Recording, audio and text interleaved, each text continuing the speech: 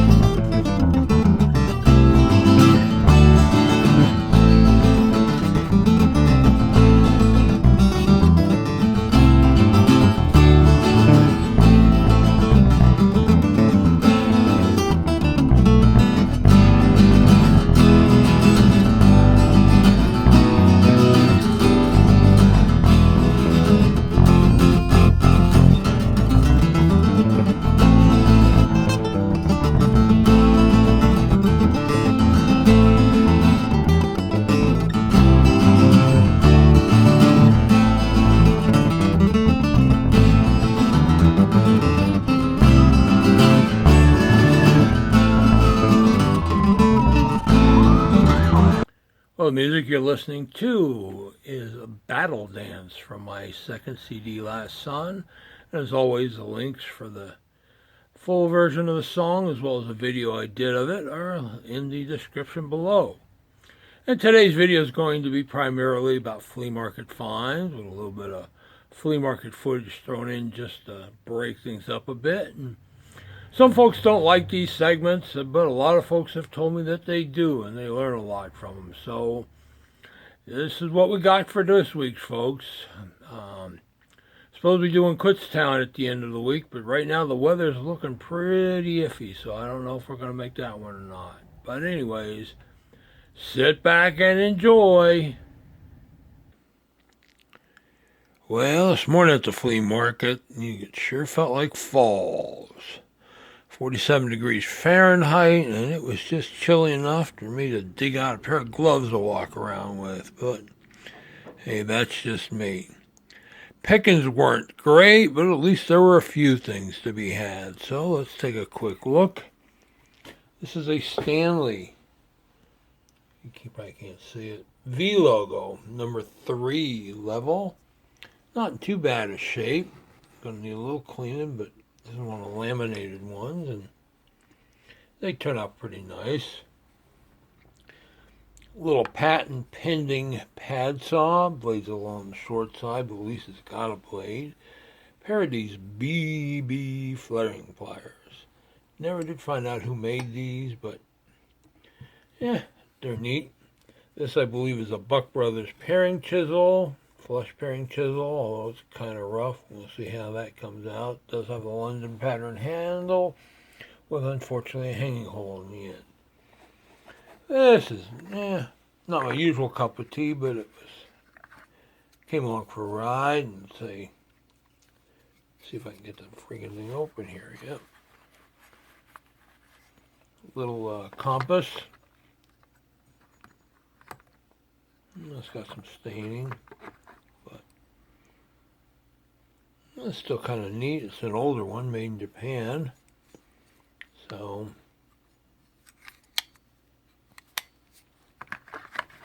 hey, nobody wants it. I'll keep it and use it. I do know how to use one of those. One of the better, although it's not in great shape, finds is this Sunplane, Cooper's Sunplane. It's got a mark on it. I don't have my reading glasses on. You can probably read it better than I can, but it's got lots of repairs. It's got a sheet iron sole,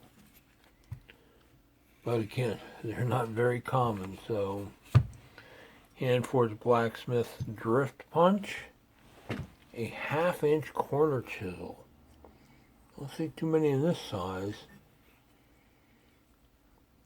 And that one will take a little cleaning.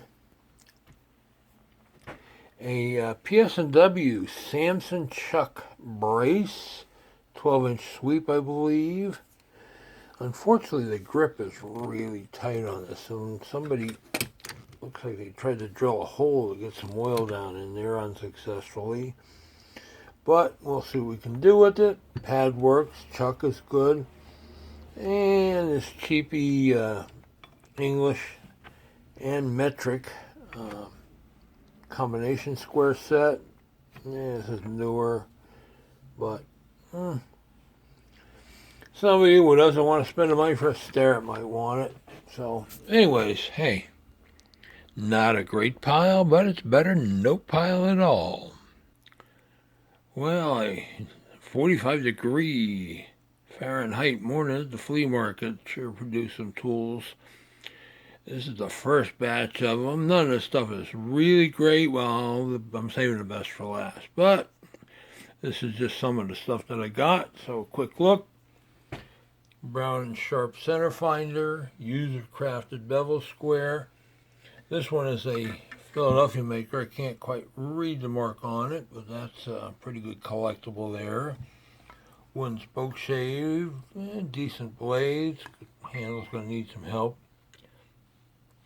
Keen cutter chisel, 3 iffy Dunlap chisels, but yeah, they were in a pile. A brass jeweler's gauge by Frassi, New York, kind of neat. Stanley 51 spoke shave. Missed a little japanning on the top screw, but yeah, at least it's got a blade. A nice long skillet. Tapered reamer. 1, 2, 3, 4 quill or spoon point bits. Buck Brothers screwdriver bit for a brace. Might be a starrett under all that patina. Can't really tell. Divider. Kind of a different looking pliers. I like funky pliers.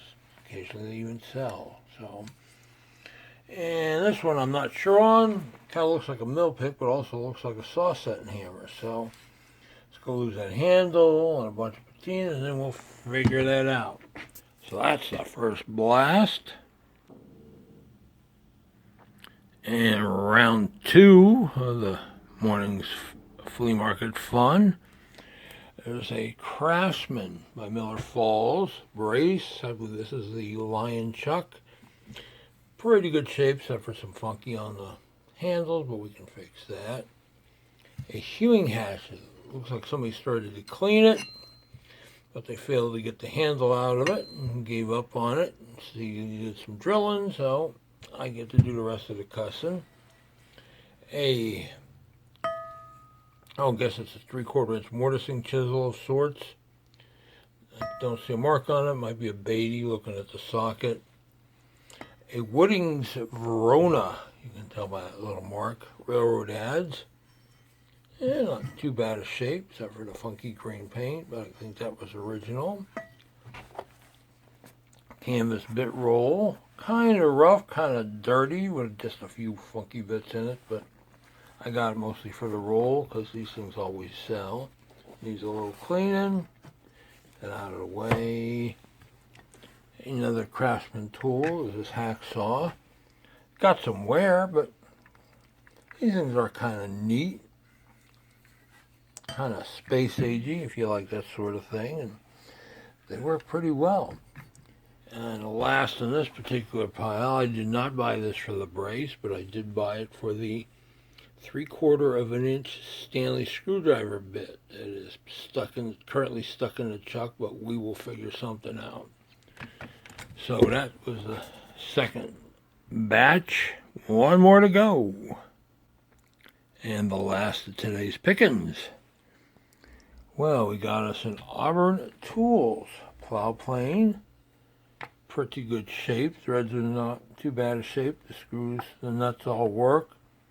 Depth stop work. I got to get the wedge out, but I didn't try real hard out in the field. So this one should clean up pretty nice. A German drafting set in the wooden case. Case is not too bad. The liners are kind of stained. Some of the tools need a little cleaning, but don't see too many complete ones around. And last, a goose wing axe. Yeah, I dropped some coin on this guy, but you know what they say, no guts, no glory. But 3 stars there. Some decorations up there. Doesn't need a little bit of a cleaning, but edge is kind of dinged up. The back's actually not too bad on this guy. Handle looks to be original. Won't be no cheap ship job, that's for sure, but hey,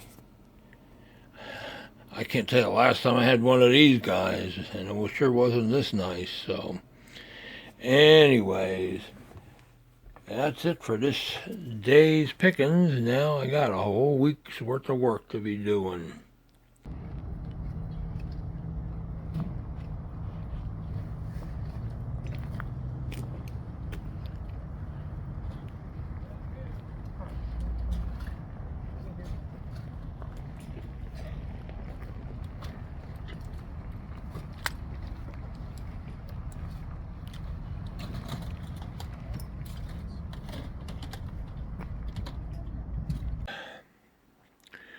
Well, another cold morning at the flea market. Started off on the slow side, but then tools started showing up. Oh, we got looks like a Fulton Tool Company carpenter's hatchet. Now, there's two Fultons. One of them was a known edge tool maker, and the other Fulton Tool. Just the Fulton brand was the one used by Sears on their lines of tools, but this is one of the earlier ones, I believe. So we'll see once I get it cleaned up. Kind of neat and different. Is it rosewood or walnut? Straight rabbit plane. Looks user crafted, but kind of neat. Miller Falls. T-auger handle. Needs some oil, and it's got a hanging hole over here, but fortunately it's not a spinning handle. An 8-inch draw knife that's going to need some serious work to get the paint off the handles, but flat back of blade's not too bad. This is pretty different. It's a divider with a pencil or chalk holder of some sort. I mean,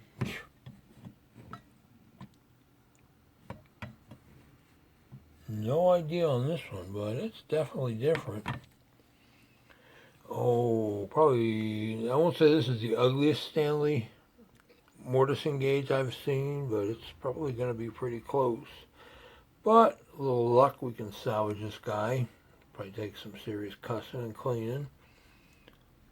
We'll stare at thread gauge, or drill point gauge. Sorry. I had a bunch of these at one point. They were selling, and then they stopped selling. So, a guy that was buying a whole bunch of tools off of me, I gifted him a whole bunch of them, and now I sold out of the ones I had online. I said online, so I figured I'll give this one a try. 1-inch Starrett machinist rule. Buck Brothers gouge. Another paint job on the handle, but not too bad a shape. This is an Irwin 1.25-inch brace bit. Pair of neat small blacksmith tongs. Look at John's there. Look at John's there. Those are kind of always great crowd pleasers to a degree. This was a find. I've talked about these if you watch my Dinglestock video. This is a Dinglestock hammer. And it's got some patina, but the face isn't too bad. Neither is the peen. They may have been dressed, but you can get that cleaned up paired with a Dinglestock. Blacksmith square hole punch.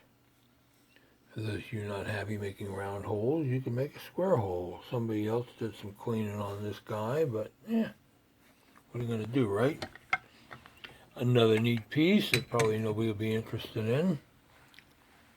This is a farrier's buttress for trimming horse hooves. But what's neat about this guy, you can see it, that head was hand forged from an old file. Not something you find every day. And last is this Angulus, which I believe is still being sold. sliding bevel square, modeled after the Stanley number 18s. This one's got the 12-inch blade on it. It's got a user shop mark on the side. And, all kinds of patina, but yeah, we'll get it cleaned up. The price was right on it, so hey, yeah, take what you get sometimes. Here we are at the Leesport Flea Market. I've already been around about 3 times already, but give you a quick look at the place.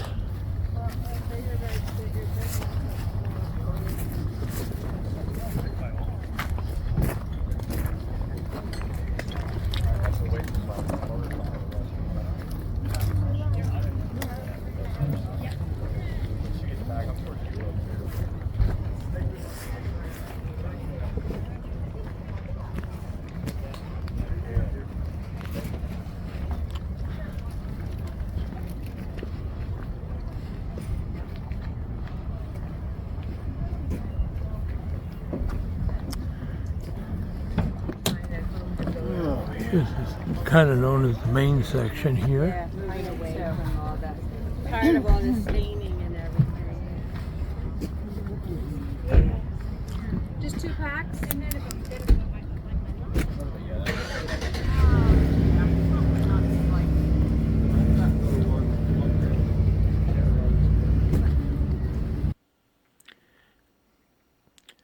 And here we're going to take a look at what I found today.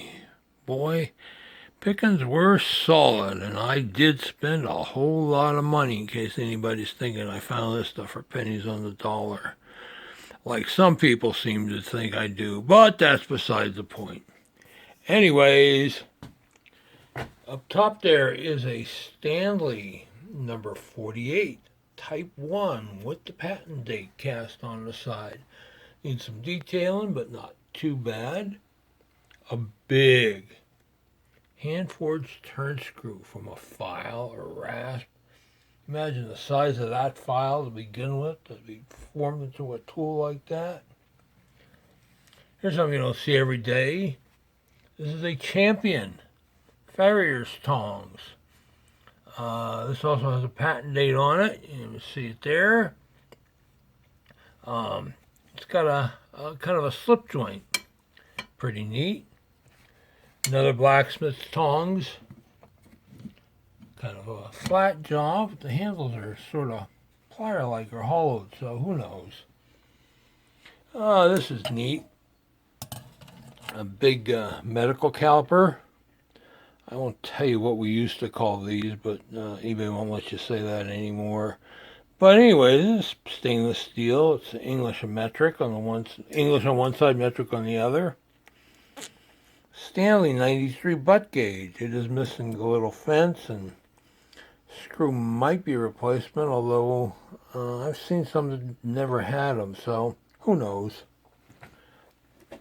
A number 12 scraper plane. Second one I've had this year. Somebody did some cleaning on this. The handle's really nice. Has a blade that's not signed. A little pitting on the sole, but we're going to do some detailing on it. So this is probably one of the neater pieces of the day. Is this big brass router plane. And if by the time this video comes out, this thing isn't sold, I'm going to be very surprised. But anyways, this is a gorgeous looking piece. Really nicely done. Wooden planes. Got a little miniature coachmaker's rabbit, curved rabbit. It's got a name on it. Got some character to it, but you don't see them too often. And let's go through the planes here. Got us a Sandusky nosing plane. This is neat. E.W. Carpenter, Lancaster, PA. I'm thinking this is a table hollow rule joint plane. Just looking at the shape of it, but hopefully the iron's not too bad on that one. This is a Mosley & Sons 3/16 of an inch, I believe. Yep, 3/16. Slipped side bead. Don't know if the screws work, but the plane's in pretty good shape. And this one's an 18th century, and it's signed. I can't really read that maker's mark. That somebody modified into a dovetail plane, and they did a pretty good job of it. Not the best job, but they did a job. Well, this one was an extension. So, anyways, pretty good run of planes, that's for sure.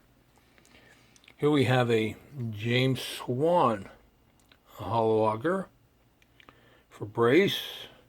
One of my artistic types there, cleaned it up, sprayed it with the shiny stuff like he always does, but he did a good job with it. Here we have one of the Star Tools wedge lock, or rotating head marking gauges. Hey, I've been up since 4 a.m., so I'm allowed to babble a little bit. Does have the patent date on it, needs a little cleaning, but good point on it. Leather awl, kind of a crusty hand-forged tapered reamer with a wrought iron handle on it. Small perfect handle screwdriver. And last is a slightly crusty, but should clean up okay, 9-inch Pexto draw knife that doesn't look too bad. So, tell you what, it's a pretty good pile if you ask me. And, well, since you're asking me, I'm telling you that's what it is. And that's all for this time, folks. I hope you enjoyed my presentation. I hope you learned something. And as always, please hit that subscribe button to be notified when new videos are posted. Thanks for watching, and bye.